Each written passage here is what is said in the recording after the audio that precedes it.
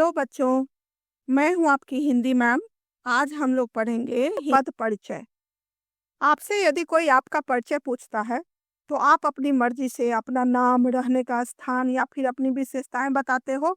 लेकिन ये तो व्याकरण है, इसके नियम होते हैं। नियम के अनुसार प्रत्येक पद का परिचय देना पद परिचय कहलाता है। अब प्रश्न यह उठता है कि पद किसे कहते हैं। शब्दों के मिलने से जब एक अर्थपूर्ण वाक्य बनता है, तो उसे पद कहते हैं। या फिर आसान भाषा में आप समझ सकते हो कि एक स्वतंत्र शब्द जब वाक्य में प्रयुक्त होता है, तब पद कहलाता है। जैसे स्वतंत्र रूप से विद्यालय एक शब्द है, घर से विद्यालय बहुत दूर है, यह एक वाक्य है। वाक्य में प्रयुक्त होने पर विद्यालय एक पद है। विद्यालय के अलावा भी इस वाक्य में घर से बहुत दूर है अलग अलग पद है। वाक्य में प्रयुक्त इन पदों का व्याकरण के नियमों के अनुसार परिचय देना, अर्थात उनकी स्थिति बताना तथा अन्य पदों से संबंध बताना पद परिचय कहलाता है। दूसरे शब्दों में हम कह सकते हैं कि वाक्य के प्रत्येक पद को अलग अलग कर उसका स्वरूप और दूसरे पद से संबंध बतलाना पद परिचय कहलाता है। संज्ञा, सर्वनाम, विशेषण, क्रिया और अव्यय शब्द का पद परिचय दिया जाता है। पद दो प्रकार के होते हैं। विकारी अर्थात जिस शब्द में लिंग, वचन, कारक आदि के अनुसार बदलाव आ सकते हैं, इसे विकारी शब्द कहते हैं। जैसे संज्ञा, सर्वनाम, क्रिया और विशेषण विकारी शब्द हैं। अविकारी या अव्यय शब्द में किसी कारण से कोई बदलाव नहीं आता। इसके अंतर्गत क्रिया विशेषण, संबंध बोधक, समुच्चय बोधक और विस्मयादि बोधक आते हैं। पद परिचय देने के लिए व्याकरण के प्रत्येक भाग की जानकारी जरूरी है। आपको जिस पद का परिचय देना हो, सबसे पहले यह ज्ञात करना होगा कि वह संज्ञा है, सर्वनाम है, विशेषण है, क्रिया है या फिर अव्यय है। वाक्य में आए विभिन्न पदों के परिचय में निम्नलिखित बातों का उल्लेख किया जाता है। संज्ञा, किसी व्यक्ति, वस्तु, स्थान अथवा भाव आदि के नाम को संज्ञा कहते हैं। संज्ञा के तीन भेद होते हैं: जातिवाचक संज्ञा, व्यक्तिवाचक संज्ञा और भाववाचक संज्ञा। यदि आपको संज्ञा पद का परिचय देना हो, तो सबसे पहले उसका भेद बताना होगा। फिर लिंग, वचन, कारक और क्रिया के साथ संबंध बताना होगा। इसे उदाहरण द्वारा समझते हैं। रमेश ने पिताजी के लिए खाना लाया। इस वाक्य में रमेश का पद परिचय है कि रमेश व्यक्तिवाचक संज्ञा है, पुल्लिंग है, एक वचन है, कर्ता कारक है, लाया क्रिया का कर्ता है। ईमानदारी बहुत दुर्लभ वस्तु है। ईमानदारी भाववाचक संज्ञा है, एक वचन है, स्त्रीलिंग है और कर्ता कारक है। उसके बाद सर्वनाम, संज्ञा के स्थान पर प्रयोग किए जाने वाले शब्द सर्वनाम कहलाते हैं। सर्वनाम के 6 भेद होते हैं। पुरुषवाचक सर्वनाम मैं, मेरा, हम, तुम, वह, वे आदि पुरुषवाचक सर्वनाम होते हैं। पुरुषवाचक सर्वनाम के 3 भेद होते हैं: उत्तम पुरुषवाचक अर्थात बोलने वाला, मैं, हम, मध्यम पुरुषवाचक अर्थात सुनने वाला, तुम, आप, अन्य पुरुषवाचक अर्थात जिसके विषय में बात की जाए, वह, वे आदि।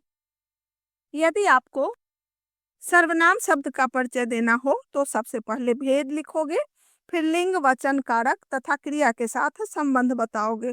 जैसे मैं तुम्हें अपनी पुस्तक नहीं दे सकता। इसमें मैं है पुरुषवाचक सर्वनाम, उत्तम पुरुष, पुल्लिंग, एक वचन, कर्ता कारक, दे सकता क्रिया का कर्ता। तुम्हें है पुरुषवाचक सर्वनाम, मध्यम पुरुष, स्त्रीलिंग, कर्म कारक, दे सकता क्रिया का कर्म। कारक के विभक्ति चिन्ह या परसर्ग से कारक की पहचान हो जाती है। जैसे कर्ता का चिन्ह होता है ने, कर्म को करण से के द्वारा, संप्रदान को के लिए आपादान से, संबंध का के की या रारे री, अधिकरण में पर और संबोधन हे अरे। कभी कभी कारक चिन्ह का लोप होता है। जैसे यहाँ पर देख रहे हो, तुम्हें कर्म कारक है पर इसमें को चिन्ह नहीं है। पर आप इस वाक्य को ऐसे भी बोल सकते हो कि मैं तुमको अपनी पुस्तक नहीं दे सकता, अर्थात यहाँ को चिन्ह का लोप है। वैसे ही कर्ता का ने चिन्ह का भी लोप होता है। कर्ता का ने चिन्ह भूतकाल की क्रिया में साथ होता है, वर्तमान काल या भविष्यत काल में नहीं होता है। जैसे राम आम खाता है, वर्तमान काल है तो इसमें ने नहीं है, लेकिन इसी को यदि भूतकाल में बोलेंगे राम ने आम खाया। ऐसे कर्ता वही होता है जो कार्य करता है। विशेषण धर्म संज्ञा सर्वनाम के गुण धर्म या विशेषता बताने वाले शब्द को विशेषण कहते हैं। जैसे काला, सफेद, नया, सुंदर आदि। विशेषण के 4 भेद होते हैं: गुणवाचक, संख्यावाचक, परिमाणवाचक और सार्वनामिक विशेषण। यदि आपको किसी विशेषण शब्द का पद परिचय देना हो तो सबसे पहले उसके भेद लिखोगे, फिर लिंग, वचन तथा विशेष्य का उल्लेख। जिस शब्द की विशेषता बताई जाती है उसे विशेष्य कहते हैं। जैसे मुझे एक थाली दे दो, इसमें एक है संख्यावाचक विशेषण, एक वचन, स्त्रीलिंग और विशेष्य है थाली, क्योंकि थाली की विशेषता एक है। ऐसे तो 1 2 3 4 संख्यावाचक होते हैं, ये स्त्रीलिंग पुल्लिंग नहीं होते, लेकिन थाली के साथ जोड़ने के कारण यह स्त्रीलिंग है, क्योंकि थाली स्त्रीलिंग है। सैनिक बहुत वीर होते हैं। वीर गुणवाचक विशेषण, मूल अवस्था, पुल्लिंग, बहुवचन, विशेष्य है इसका सैनिक। उसके बाद है क्रिया। जिन शब्दों से किसी कार्य के करने या होने का पता चले उसे क्रिया कहते हैं। कर्म के आधार पर क्रिया के 2 भेद होते हैं: अकर्मक क्रिया और सकर्मक क्रिया। तथा रचना के आधार पर 5 भेद: सामान्य, संयुक्त, नाम धातु, प्रेरणार्थक और पूर्वकालिक क्रिया। यदि आपको किसी क्रिया शब्द का पद परिचय देना हो तो सबसे पहले आप उसके भेद लिखोगे, फिर लिंग, वचन, काल, कर्ता, कर्म, धातु आदि का उल्लेख करोगे। जैसे मैं 10वीं कक्षा में पढ़ रहा हूँ, इस वाक्य में पढ़ रहा हूँ क्रिया है, उसी का पद परिचय देना है तो वह है अकर्मक क्रिया या संयुक्त क्रिया, पुल्लिंग, एक वचन, वर्तमान काल। इस क्रिया का कर्ता है मैं और यह पर धातु। धातु किसी क्रिया का मूल रूप होता है। जैसे पढ़ना में पर मूल शब्द या धातु है, लिखना में लिख, देना में दे मूल शब्द या धातु है। मैंने एक कहानी सुनाई, सुनाई सकर्मक क्रिया, एक वचन, स्त्रीलिंग, भूतकाल, कर्तृवाच्य। सुनाई क्रिया का कर्ता है मैं, कर्म है कहानी। अब हम लोग अव्यय को समझते हैं। सबसे पहले क्रिया विशेषण। जो शब्द वाक्य में क्रिया की विशेषता प्रकट करते हैं क्रिया विशेषण कहलाते हैं। इसके 4 भेद होते हैं: कालवाचक, रीतिवाचक, स्थानवाचक और परिमाणवाचक। यदि आपको किसी क्रिया विशेषण शब्द का पद परिचय देना हो तो सबसे पहले आप भेद लिखोगे तथा उस क्रिया का उल्लेख करोगे जिसकी विशेषता बताई जा रही है। जैसे बच्चे धीरे धीरे आ रहे हैं, यहाँ धीरे धीरे है रीतिवाचक क्रिया विशेषण, आ रहे हैं क्रिया की विशेषता बता रहा है। मधु ऊपर जाकर सो गई, इस वाक्य में ऊपर शब्द है क्रिया विशेषण, यह स्थानवाचक है और जाकर शब्द की विशेषता बता रहा है। उसके बाद है समुच्चय बोधक। समुच्चय बोधक अव्यय वह शब्द है जो 2 शब्दों, वाक्यांशों या वाक्यों को जोड़ता है। इसे संयोजक अव्यय भी कहा जाता है।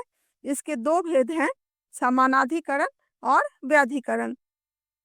समुच्चय बोधक शब्द होते हैं और, वरना, किंतु, परंतु, या, इसलिए, ताकि, बल्कि, क्योंकि, अथवा, तथा, अन्यथा आदि।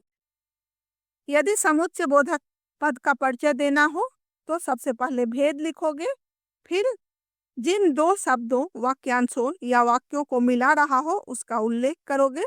जैसे कि शिक्षक ने कहा कि कल छुट्टी है, इसमें की है समुच्चय बोधक, की व्याधिकरण समुच्चय बोधक है। यह शिक्षक ने कहा वह कल छुट्टी है वाक्यों को जोड़ता है। वह बीमार थी इसलिए विद्यालय नहीं आई, इस वाक्य में इसलिए है समुच्चय बोधक शब्द, यह समानाधिकरण समुच्चय बोधक है। वह बीमार थी तथा विद्यालय नहीं आई, इन 2 वाक्यों को जोड़ रहा है। उसके बाद संबंध बोधक। जो शब्द संज्ञा और सर्वनाम शब्दों के साथ आकर उनका संबंध वाक्य के अन्य शब्दों के साथ प्रकट करते हैं उन्हें संबंध बोधक अव्यय कहते हैं। जैसे के पास, के लिए, के साथ, के सामने आदि संबंध बोधक अव्यय हैं। किसी वाक्य में आपको यदि संबंध बोधक अव्यय का परिचय देना हो तो सबसे पहले भेद लिखोगे। भेद कालवाचक, स्थानवाचक, दिशावाचक, साधनवाचक, समतावाचक, तुलनावाचक, विरोधवाचक आदि इसके भेद होते हैं। उसके बाद संबंध बोधक के नाम का तथा उन शब्दों का उल्लेख करोगे जिनका संबंध बताया जा रहा है। जैसे बाहर जाने से पहले कुछ खा लो। यहाँ से पहले संबंध बोधक शब्द है। यह है कालवाचक संबंध बोधक। खा लो क्रिया से संबंध है। मेरे घर के सामने विद्यालय है। यहाँ के सामने संबंध बोधक अव्यय है। यह संबंध कारक है, घर और विद्यालय का संबंध जोड़ रहा है। अब है विस्मयादि बोधक। जिन वाक्यों में आश्चर्य, हर्ष, शोक, घृणा करना आदि के भाव आते हो उन वाक्यों को विस्मयादि बोधक वाक्य कहते हैं। जैसे अरे, हाय, ओह, शाबाश, छी आदि शब्द इसके उदाहरण हैं। यदि आपको विस्मयादि बोधक पद का परिचय देना हो तो आप विस्मयादि बोधक का उल्लेख करोगे तथा इसके द्वारा जिस भाव को प्रकट किया जा रहा है उसका उल्लेख करोगे। जैसे वाह मैं जीत गया। वाह क्या है? विस्मयादि बोधक है और हर्ष सूचक है, खुशी का सूचक है। अब आइए हम लोग एक वाक्य का पद परिचय देते हैं और यदि कुछ नहीं समझ में आया हो तो फिर से समझते हैं। यहाँ एक वाक्य है, मैं यहाँ 10वीं कक्षा में पढ़ता हूँ। इस वाक्य में मैं है पुरुषवाचक सर्वनाम, उत्तम पुरुष, एक वचन, पुल्लिंग, कर्ता कारक। यहाँ है स्थानवाचक क्रिया विशेषण, पढ़ता हूँ क्रिया की विशेषता बता रहा है। 10वीं है निश्चित संख्यावाचक विशेषण, स्त्रीलिंग, एक वचन। कक्षा में जातिवाचक संज्ञा, स्त्रीलिंग, एक वचन, अधिकरण कारक। पढ़ता हूँ अकर्मक क्रिया, पुल्लिंग, एक वचन, पढ़ धातु। तो बच्चों मुझे उम्मीद है कि पद परिचय आपको समझ में आ गया होगा। यदि कुछ नहीं समझे होंगे तो आप मुझे कमेंट सेक्शन में लिखकर पूछ सकते हो। तो आप मेरे चैनल को सब्सक्राइब करिएगा ताकि आगे भी परीक्षा से संबंधित महत्वपूर्ण जानकारी मैं आपको देती रहूं। तब तक के लिए बाय।